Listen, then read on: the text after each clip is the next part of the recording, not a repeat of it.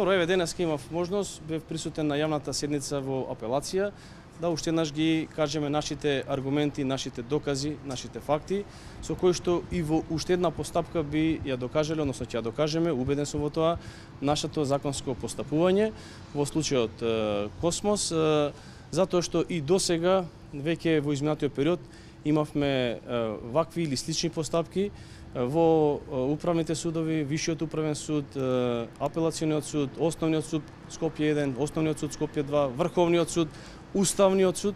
Значи во сите тие постапки со преку 35 одлуки и решенија од овие судови беше претходно докажана законитоста и законското постапување на мене како градоначалник и на вработените од општина Газибаба. Верувам дека еве ова е уште една можност да ние уште еднаш ќе докажеме таа наша законско постапување, затоа што неоспорен е фактот дека законски сме постапувале не само покрај овие судски пресуди кои што досега ги добивме, туку и самиот инвеститор тоа го знае, бил свесен и свесно пристапил кон извршување на кривичното дело, нели, изградба на една таква дивоградба, кој што впрочем ни го потврдува и во сите дописи кои што самиот инвеститор ги доставува до нас.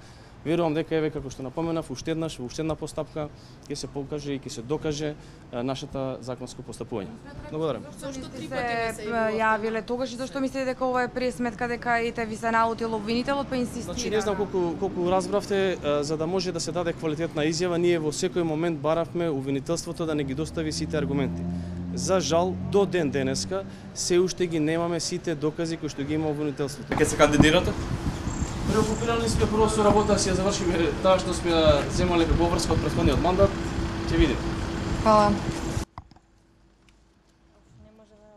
Каква може уште некоја вакво да направиш на чворче на ваквото за да функционираме безпрекорно?